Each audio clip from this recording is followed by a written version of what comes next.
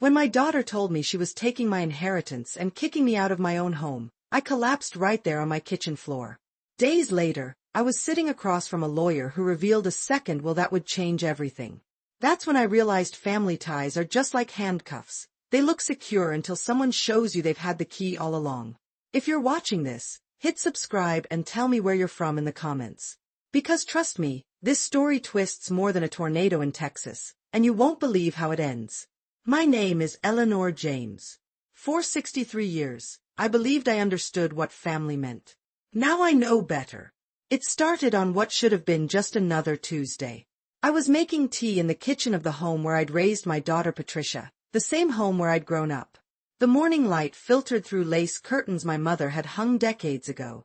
3 weeks had passed since we buried her, my mother, Patricia's grandmother, and the grief still felt raw. The knock at the door was firm, authoritative. "Mom." Patricia's voice called out before she let herself in with her key. She wasn't alone. A thin man in an expensive suit followed her, clutching a leather briefcase. "Patricia, I wasn't expecting you today." I wiped my hands on my apron, noting how my daughter wouldn't meet my eyes. "And who is this?" "Mrs. James." The man extended his hand. "I'm Martin Reeves, your daughter's attorney." "Attorney?" My stomach twisted. Patricia had never mentioned hiring an attorney. "Please sit down, Mom." Patricia gestured to my own kitchen table like she was the hostess. I sat, my hands suddenly cold despite the warm tea mug I clutched. Something in Patricia's stance, shoulders squared, chin lifted, reminded me of when she was a teenager about to confess to something awful. "We need to discuss Grandma's will," she said flatly. "What about it?" "The reading is scheduled for next week. Your grandmother left the house to both of us, and her savings too." "Actually," Martin interrupted, placing documents on the table, "I have the executed will right here. Your mother revised her will 6 months ago." "That's impossible," I said. "She would have told me." Patricia finally looked at me, her blue eyes, so like my own, hardened into something unrecognizable. "Grandma left everything to me, Mom. The house, the savings, everything. Script part separator, equals. I felt like the air had been sucked from the room. The kitchen, where I'd cooked thousands of family meals, where I'd bandaged Patricia's skinned knees and celebrated her college acceptance, suddenly felt foreign. "That's not possible," I whispered, my voice cracking. "Your grandmother would never." "She did." Patricia slid a document across the table. "And there's something else. I'm planning to sell the house." The attorney cleared his throat. "Ms. James has the legal right to do so as the sole inheritor." "Sell it." My hands trembled. "Patricia, this is our family home. My home. I need the money, Mom. My business is expanding, and this place is just sitting on equity." She checked her watch. "You'll need to find somewhere else to live. I can give you 30 days. 30 days. I've lived here my entire life." Tears burned my eyes. "Where am I supposed to go?" Patricia shrugged. "Maybe a senior apartment complex? They have activities and people your age." I stared at my daughter, this stranger wearing Patricia's face. The little girl who'd crawled into my bed during thunderstorms. The teenager I'd stayed up with all night finishing science projects. The woman whose wedding I'd spent my savings to make perfect. "Why are you doing this?" I asked. "It's business, Mom. Nothing personal." She stood up. "I'll email you some apartment listings." After they left, I sat motionless at the kitchen table until the afternoon light faded. My tea had long gone cold. Pinned under the legal document was a formal eviction notice. That night, I couldn't sleep.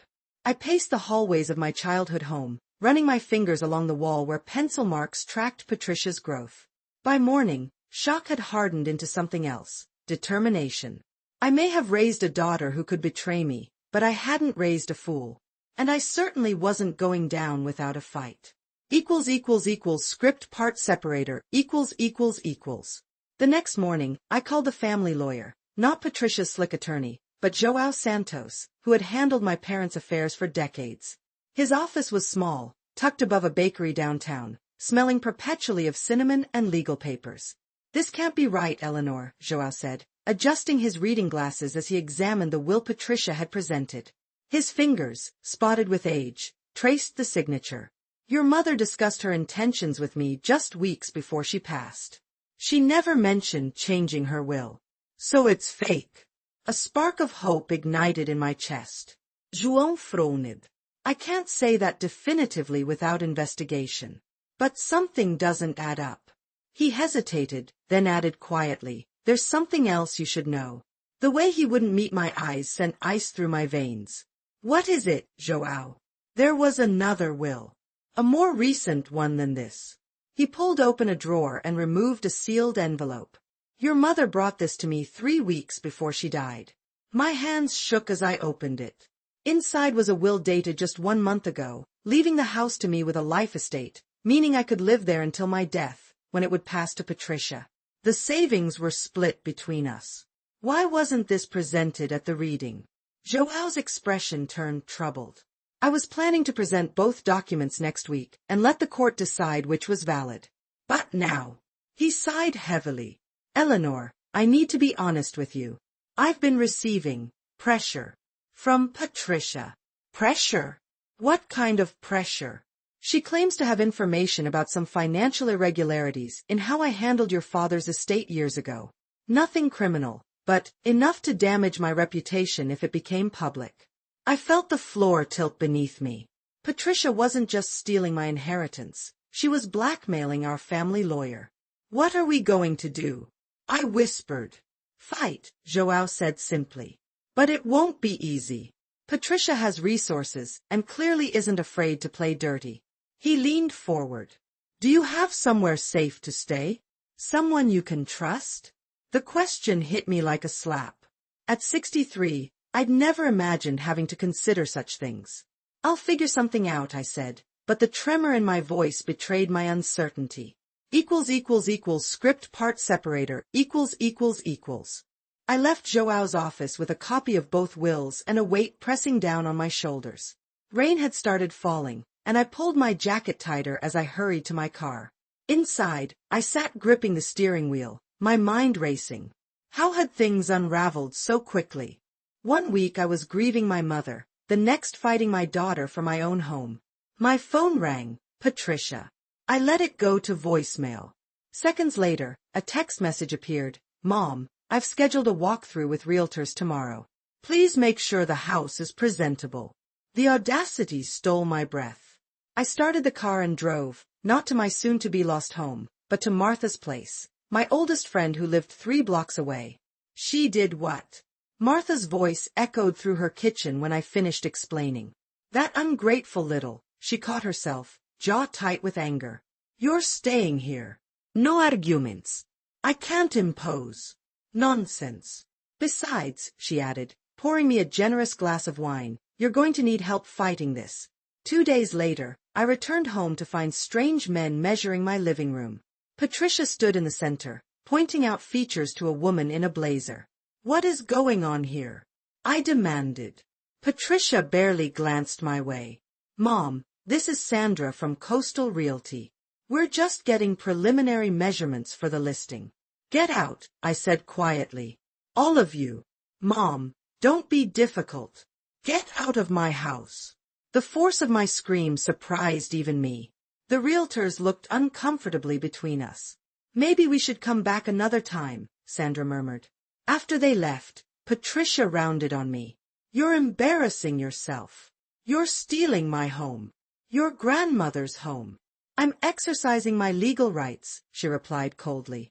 And speaking of legal matters, João called. I hope you're not planning something stupid with that fake will he's waving around. I stepped closer. Why are you doing this? Is it just the money? Or have you always hated me? Something flickered in her eyes. Not remorse, but calculation. It's more complicated than you could understand. And now you've gotten João involved. You've forced my hand. She pulled out her phone and made a call. Mr. Reeves. Proceed with the emergency eviction. Yes, today. Script part separator. 20 minutes later, there was another knock.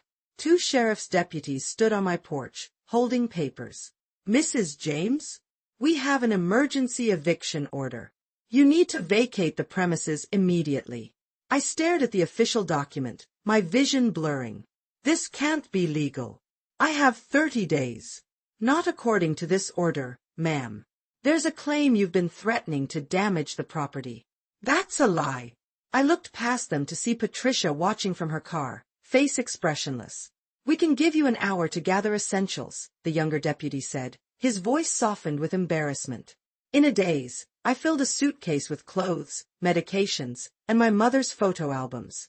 As I walked down the path, Patricia's car was already gone. Martha welcomed me with open arms and fury in her eyes. This is criminal, Eleanor. We're fighting this. How? She has a will, lawyers, money. So will you. Martha pulled out her phone. My nephew Carlos is an investigative journalist. If Patricia wants to play dirty, we'll make sure everyone knows what she's done. Carlos arrived the next morning, intense, determined, and carrying a laptop. Inheritance fraud makes for compelling news, he explained, setting up at Martha's dining table. And I've got contacts who can help. First, we need to understand Patricia's finances. Through Carlos's research, we discovered Patricia's interior design business was drowning in debt. She'd taken out massive loans and was months from bankruptcy. The house and my mother's savings weren't expanding her business, they were saving it from collapse. That explains the urgency, Martha said. But not how she got your mother to change her will. Maybe she didn't, Carlos replied, studying the signatures on both documents. These don't look identical to me. João confirmed our suspicions the next day. I've consulted a handwriting expert. The signature on Patricia's will is almost certainly forged. Hope flickered within me. So we can prove it's fake. Yes, but we need to move quickly. The house goes on the market Friday. Script part separator ===. We filed an emergency injunction Thursday morning. By afternoon, I sat in a courtroom, watching Patricia's face turn from confident to alarmed as the judge studied both wills. These documents present serious contradictions, Judge Wilson said, peering over her glasses. I'm halting any sale of the property pending investigation. Patricia's attorney jumped up. Your Honor, my client has already accepted an offer, which appears to be based on potentially fraudulent documentation, the judge replied sharply. Mrs. James may return to her residence immediately until this matter is resolved. Outside decurtou-se. Patrícia grabed my arm. You have no idea what you've done, she hissed, her fingernails digging into my skin. This isn't just about money. Then what is it about? I demanded. Before she could answer, her phone rang. The color drained from her face as she listened. No, you can't back out now, she said desperately. The money will be there, I promise. That evening, as I reclaimed my home, the doorbell rang. A man I'd never seen before stood on my porch, his expensive suit at odds with a hardness in his eyes. Mrs. James? I'm Richard Keller. I believe your daughter owes me a significant amount of money. Patricia's not here, I said, moving to close the door. He blocked it with his foot. Then perhaps you'd be interested to know what she used as collateral for her loan. My blonde rancode. What are you talking about? Your Latius Buns collection. The vintage watches, rare coins, quite valuable. She claimed they were hers to offer. My husband's collection had been locked in our safe for years after his death. I ran to check. The safe was empty. When did she take these? Evispirited. 6 months ago, Keller said. Right around when your mother supposedly changed her will. Script part separator ===. When Keller left, after making it clear he expected payment regardless of who had to provide it, I sank onto the stairs, my mind racing. 6 months ago. The timeline clicked into place with sickening clarity. That was when Patricia had insisted on helping my mother with her finances after a minor stroke. When she'd started visiting more often, always insisting on private conversations. When my mother began acting strangely distant toward me, I called João immediately. The forgery happened 6 months ago, not recently. That's why Patricia was so confident. She's had this fake will ready for months, just waiting for my mother to pass. That matches what I've been hearing, João said grimly. I've been making calls. Turns out several of Patricia's business partners have stories about missing funds and broken promises. But why the rush to sell the house? I asked. If she inherited everything. Because the loans are coming due, João explained. And from what I can tell, she's borrowed from people you don't want to owe money to. The next morning, I was going through my mother's personal papers when I found a small diary hidden in her nightstand drawer. The most recent entry stopped me cold. Patricia came again today. More papers to sign. Something feels wrong, but she gets so angry when I question her. I'm going to call Eleanor tomorrow. The entry was dated 3 days before my mother's fatal stroke. My hands trembled as I dialed Carlos. I think Patricia may have done something worse than forgery. Carlos arrived within the hour, Martha in tow. They listened in stunned silence as I showed them the diary and explained my suspicions. We need to talk to your mother's doctor, Carlos said finally. And I'm calling a friend at the police department. That afternoon, Detective Sanchez sat in my living room, taking notes as I pieced together the timeline. We'll look into it, she promised. In the meantime, change your locks and don't confront your daughter alone. I barely slept that night, jumping at every sound. Around dawn, my phone rang. João. Eleanor, his voice was urgent. Patricia just tried to empty your mother's accounts. The bank flagged it because of our injunction. Can she do that? Not legally, but she tried using a power of attorney document, also likely forged. She's getting desperate. What do we do now? We spring the trap, he said firmly. I've set up a meeting at my office. I told Patricia I want to negotiate a settlement. Script part separator, I arrived at João's office precisely at noon. The ancient ceiling fan spun lazily overhead, doing little against the heat. Patricia was already there, wearing a crisp white suit that probably cost more than a month of my pension. Let's make this quick, she said without looking at me. I have a business to save. That's exactly what we're here to discuss, João replied, sliding a folder across his desk. Your business troubles. Patricia stiffened. My finances aren't relevant to this negotiation. They become relevant, I said quietly, when you steal and forge documents to fund your failing company. Her eyes narrowed. You can't prove anything. Actually, Carlos said, stepping into the room from João's private office, we can. Patricia's face paled when she saw the recorder in his hand. Who is this? Carlos Mendez, investigative journalist. I've been tracking your financial misdeeds for weeks now. He placed a stack of papers beside João's folder.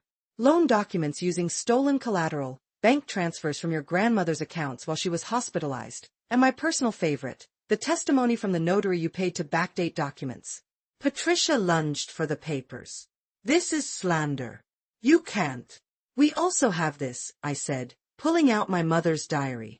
And Detective Sanchez is very interested in the correlation between your visits and the stroke that killed her.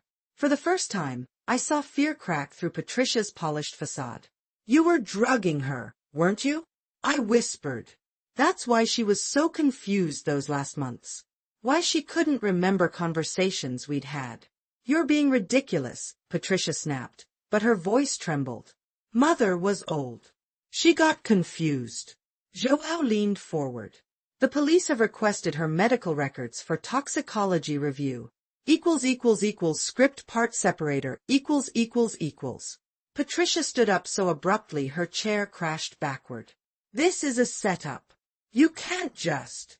Sit down, Detective Sanchez said, entering from the hallway. We have quite a lot to discuss, Ms. James. The color drained completely from Patricia's face. I want my lawyer present. Already called him, João said calmly. He should be here any minute. Interesting thing, though, when I mentioned our evidence, he seemed very concerned about his own liability. Patricia sank back into her chair. For a moment, I saw a flicker of the little girl I'd raised, scared, cornered, desperate. Why, Patricia? I asked, my voice breaking. Was money really worth all this? Her laugh was hollow. You think this was about money? This was about finally taking what should have been mine all along. Your grandmother's house? Her savings? Everything. Patricia's composure shattered. Do you have any idea what it was like growing up with Saint Eleanor for a mother? Perfect Eleanor who sacrificed everything for everyone. Who never let me forget how much I owed her. I recoiled. That's not true. You suffocated me with your expectations. And Grandma was just as bad, always taking your side. Be more like your mother, Patricia. Your mother would never do that, Patricia. Her voice was a mocking sing-song. Well, look at me now. I took everything from you, just like you took my chance to be my own person. The venom in her voice left me speechless. Was this really how she saw me? As some oppressive force she had to destroy? Detective Sanchez cleared her throat. Ms. James, we're investigating charges of forgery, fraud, theft, and potentially elder abuse contributing to death. These are serious felonies. Patricia's lawyer burst through the door, breathless and sweating. Don't say another word, Patricia. But she was already breaking. You don't understand, she whispered, looking directly at me. I never meant for Grandma to die. The medication was just to make her compliant enough to sign. It wasn't supposed to. Script part separator ===. Martin, her lawyer, lunged forward. Patricia, stop talking immediately. But something had broken loose inside my daughter. Years of resentment poured out like poison. You never understood, she said, glaring at me. Dad did. He knew what it was like to live under your shadow. Your father. He whispered. Why do you think he had all those business trips? Her laugh was brittle. He was suffocating too. The floor seemed to tilt beneath me. That's not true. He told me everything before he died. How you control every penny, every decision. How he had to hide parts of himself just to breathe. Detective Sanchez was taking notes, her expression unreadable. Joao placed a steadying hand on my arm.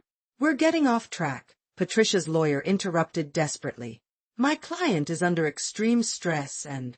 Your client stole from her grandmother, forged legal documents, and administered drugs that contributed to her death, Carlos said flatly.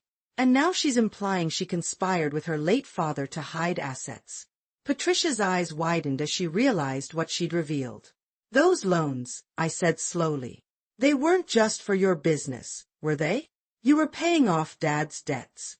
The look on her face confirmed it. All these years, I'd believed our modest lifestyle was a choice we'd made together.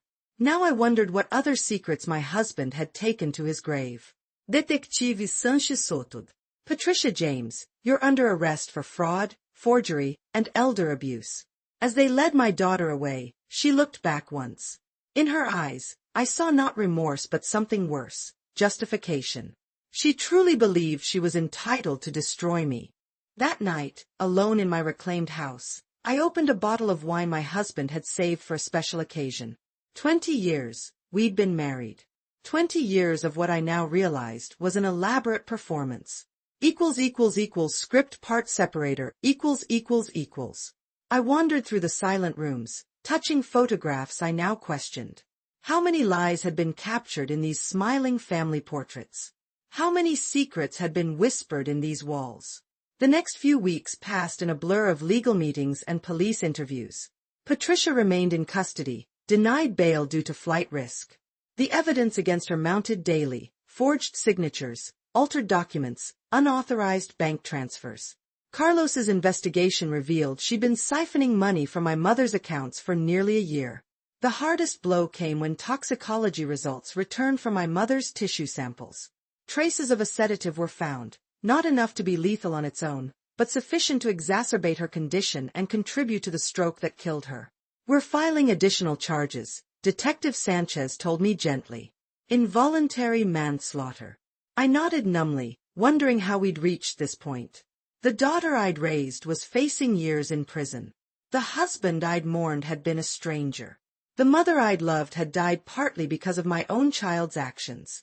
When Martin Reeves, Patricia's attorney, called requesting a meeting, Joao advised against it.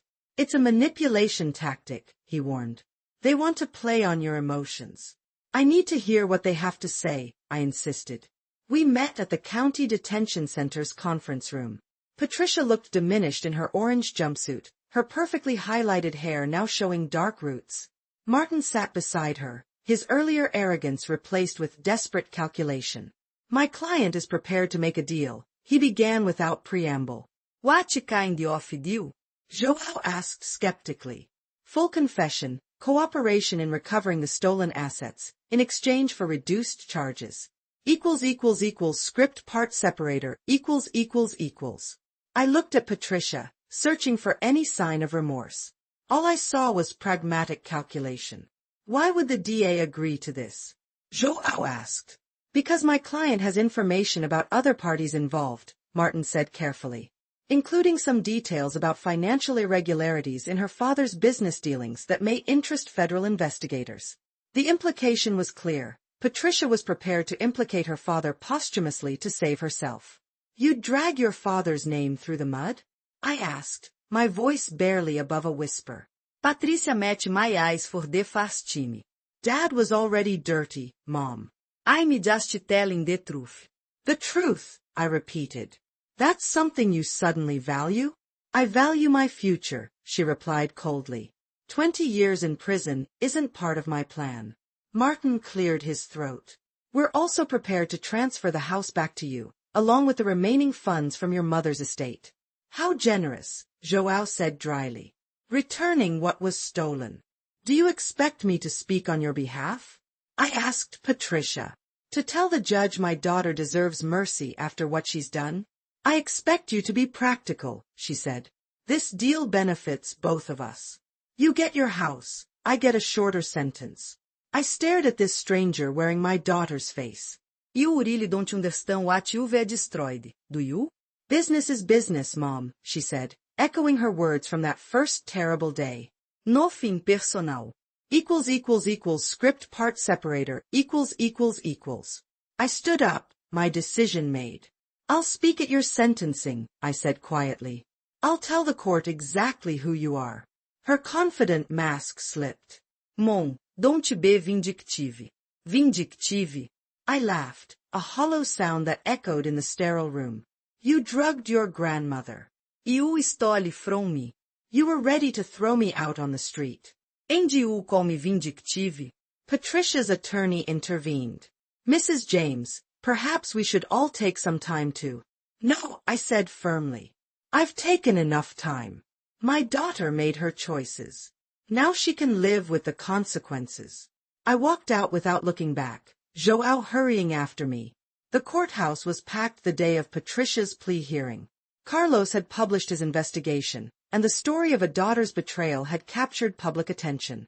I sat in the front row, my back straight, Martha's supportive hand on mine. Patricia entered in handcuffs, scanning the crowd until she found me.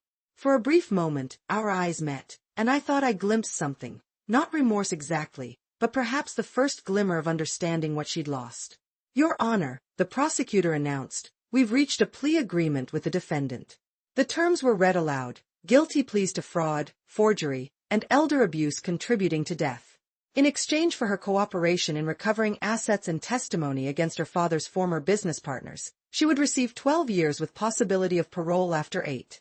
When the judge asked if I wished to make a victim impact statement, I rose slowly to my feet. The courtroom fell silent as I approached the podium. I stood at the podium, looking directly at my daughter, this stranger with Patricia's face. Your Honor, I began, my voice steadier than I expected. I've thought carefully about what to say today. About how to explain what it feels like when the person you loved most in the world betrays you so completely. Patricia stared at the table, refusing to meet my eyes. I could tell you about the sleepless nights. About how I now question every memory, wondering if my daughter was plotting against me even then. I could describe how it feels to know that my mother's last days were clouded by drugs administered by her own granddaughter. The courtroom was absolutely silent. But instead, I want to speak about consequences. Not just the legal ones Patricia faces today, but the deeper ones.